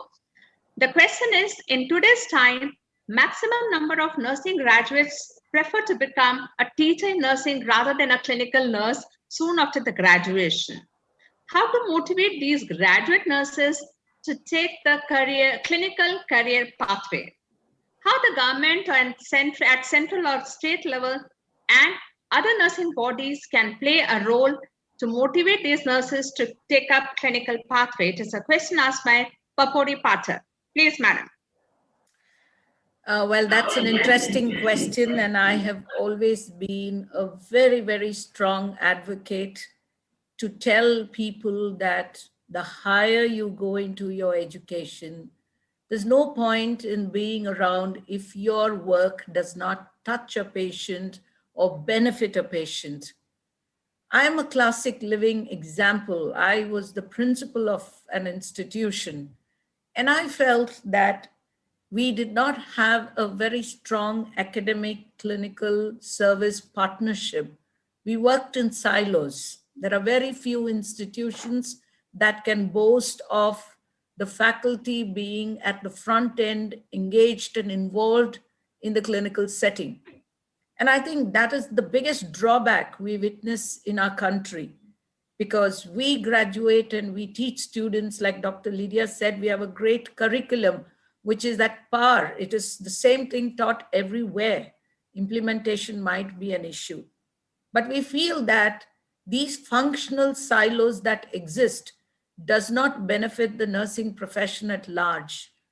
And I feel very, very disturbed and distressed when I see youngsters quickly moving into doing masters because they just want an education, and then quickly probably do a doctorate and have a great title and want to just work in the in the academic side and look at a luxurious life. It's great. I was a principal. I had a great time myself as a principal, taught a lot of students. I'm sure they've had great inspiration. They've done well. They've found good jobs. But clocking off by the end of the day, wanting to work a straight shift, not wanting to work on a Sunday, not wanting to work on a night shift, don't really want to contribute, is something which is like a disease. It's ailing in the institution. Look at the Western countries. The best of the educated lot are right at the bedside. Today, I find it hard to find a clinical career ladder for people on the clinical side, because education, academics, everything matters for you to progress. So I'm a living example. The day I shifted from teaching, I don't say I've stopped teaching. I'm a teacher. I will be a teacher. I teach much more than what I taught in an academic program. I teach the latest what matters to patients. I'm a part of a team that creates policies. I'm a part of the team that serves the accreditation bodies. I teach much more than what I taught. And I'm glad. I look at my teachers, like you said, your students and your faculty have played an integral role in managing the disaster of the country today. But then that's in a pandemic. Why doesn't it happen on a natural setting, in everyday setting? Why can't we play dual responsibilities? There are great institutions that are being built on the foundation of dual responsibilities. If we are comfort seekers, we are less risk takers, and we just want to have a golden collared job, then I don't think we should be nurses. Nurses are people who matter to clinical outcomes.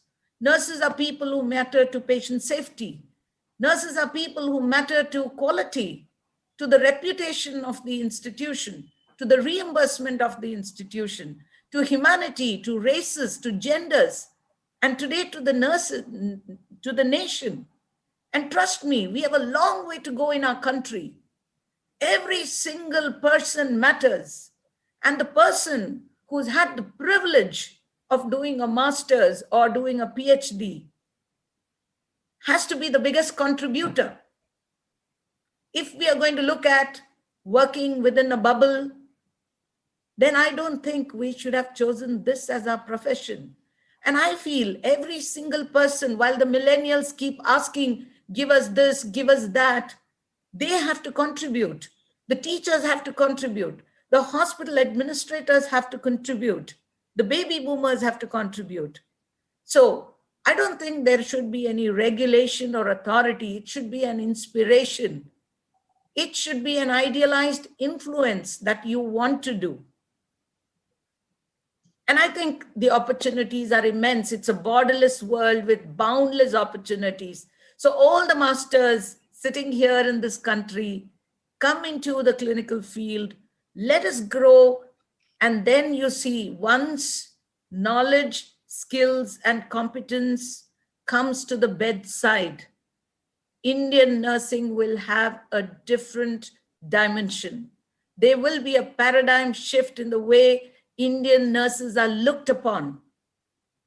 And I'm sure the next 10 years, the next decade, must see nurse practitioners, clinical nurses, nurses who are experts in various specialties, and we move from just being generalist nurses to become centers of excellence in each of those specialties.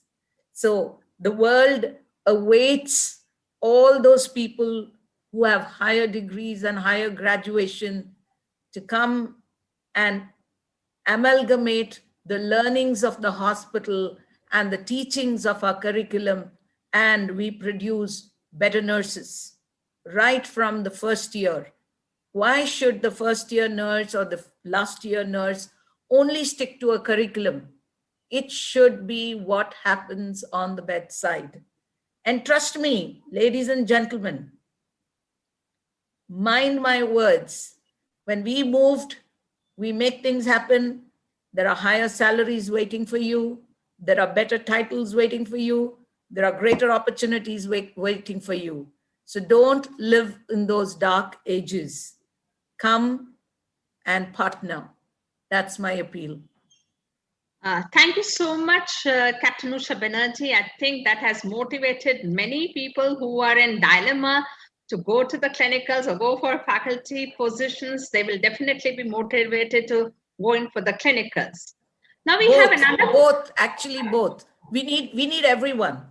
Yeah, but in this present scenario, many people are in confusion, and I think the answer they have got. We have another question for Dr. Sharon. As per mentorship program, what was the motivational strategy for novice of young nurses to be part of this program, and what was the duration? Thank you very much for that question. I think it allows me to provide more detail. I think mentorship is something that, a process that we use loosely. And the motivation for that was we wanted to mentor our young staff as part of a retention strategy. People will talk about being mentored and having lots of mentors in their life. But I think the question was, how many people are you currently mentoring, and what is your commitment to that? And so bringing those two generations together, where we had the more seasoned, experienced managers mentoring the younger managers and the younger nurses, was a lovely opportunity for us to retain our staff, to actually get into the heads of our staff, to understand what makes them tick, why would they want to use, see us as the employer of choice, and really allow us to have a transfer of skills, which was actually critical. We have an aging nursing population in South Africa. We have a lot of our seasoned nurse leaders leaving the profession in the next few years and retiring. And we need to really create new leaders. And at the same time, we need to transfer skills to younger leaders and younger people. And so we started our mentorship program. The duration is 1 year. There is a contract between the mentor and the mentee. Both of them have sessions where they learn together. So the initial sessions are held together with mentors and mentees. They contract with each other, and thereafter they meet on a regular basis. On completion of the year, they come back together and we get feedback from both sides. It's definitely helped in terms of improving our retention.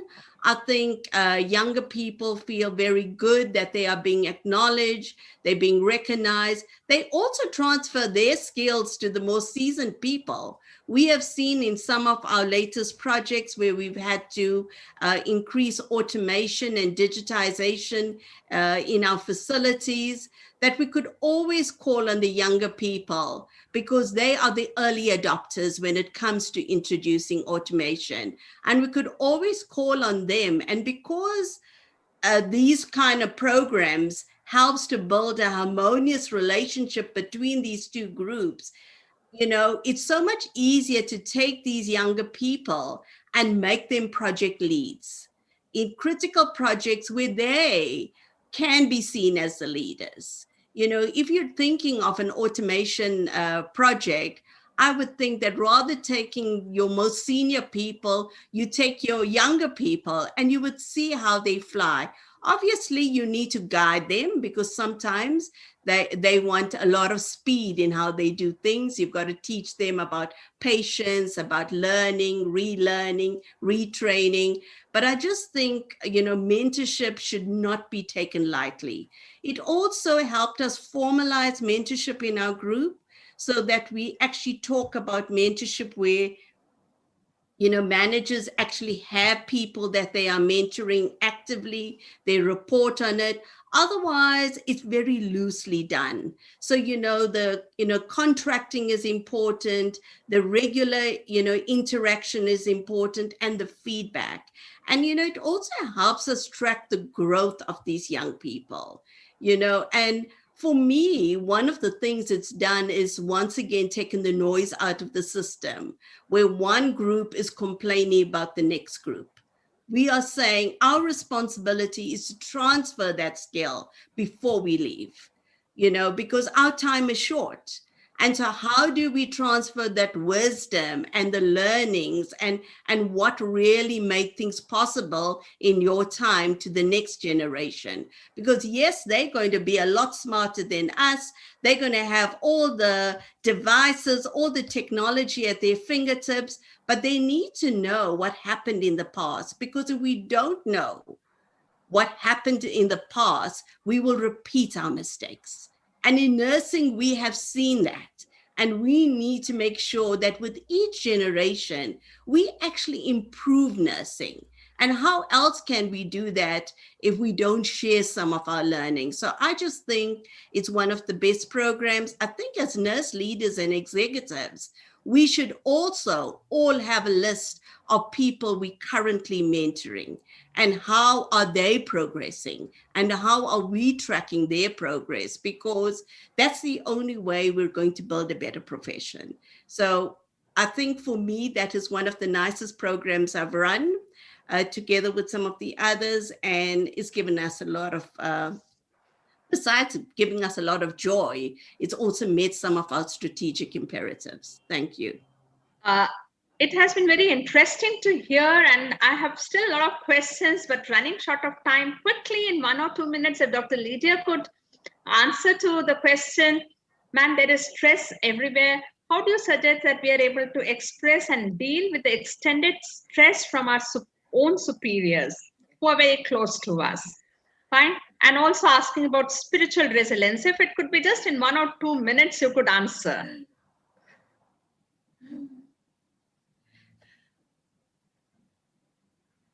Yeah. Sorry. Yeah. So, you know, when I say stress, you know, there's bad stress, good stress, ugly stress, correct? So it depends upon individuals how you want to take your stress and stressors and how are they going to affect you.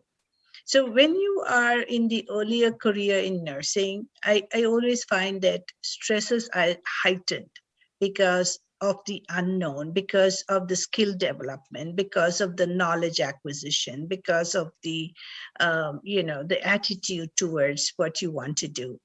And it becomes very stressful to be in the profession of nursing where there is so much of multitasking. So the best way to deal with that is to, as we just heard, is to develop a mentor-mentee relationship in nursing. So, you know, the orientation phase is where you have your mentor and you are the mentee and you learn from the mentor. The second way of dealing with stress at work is to find your niche. That means who you think you can, you know, have in your inner circle, who you can talk to, who you can express your viewpoints, and who you think will embrace you. So that is the second thing. And the third thing to relieve stresses is to find your own hobbies. Work is not everything. All work and no play makes Jack. or jill a dull boy or a girl, right? So as you have heard, you need to find ways and means by which you need to de-stress when you go from work, is maybe yoga, or maybe join a club, or maybe join something to do with music or dancing or things of that nature. So that is the first part of the question that I would say is you need to find what your stresses are, segregate your stressors, prioritize what you need to get rid of, what you should not hold on to. If you need to change your job, that's fine. That's all right, if that's very stressful. The second thing is spiritual resilience. Spiritual resilience is very personal to each individual, and it will depend upon who you believe and what you believe in, and how does your belief carry you forth in your professional life, right? So how do you bring that resilience to yourself in terms of spirituality? In the United States, what we have is I'm Jean Watson. So she actually talks about the Watson theory of caring. So every floor or every unit has something called a Watson room. So in that room, there is a massage chair, there is a little quiet, water floor, and it's a small room where 2 or 3 nurses can just sit during their break, and they can come and they can pray and do, de-stressing activities. So that's another way that hospitals in India, the managers or the directors can have Watson rooms, or rooms like that where the nurses can go and de-stress and just sit down quietly, as I say, 2 minutes, right? 2 minutes of doing something by yourself. So I would say is stress is present everywhere. It depends upon you, how much of stress you would like to take. It depends upon you, what you would like to adopt to build your resilience. And spiritual resilience is something very personal to you. To me, spiritual resilience is who the God I believe in, the time I pray, and what I do with that. So I think it's individualized. And since you said we have very little time, I shall stop here. Thank you so much, Dr. Lydia. I must inform all our delegates that Dr. Lydia is right now in her midnight time because Early of the morning now. time. You have reached morning, started with the midnight and reached early morning, and you had been all throughout with us during this session. We must clap for you. Fine, and Dr. Sharon also, from a very different time zone, had been continuously with us to answer our live questions. That was very interesting. My special thanks also to Captain Dr. Usha Banerjee, our young, motivating Rabiya and Priyanka. Thank you all. It was very interesting, and special thanks to all the delegates. This session became interesting with all your questions and beautifully being answered by all our experts. Thank you, one and all. Thank you. Thank you, Dr. Raminder Kalra and all the eminent speaker for such an enlightening session of the track, Moving Beyond Conventional Leadership.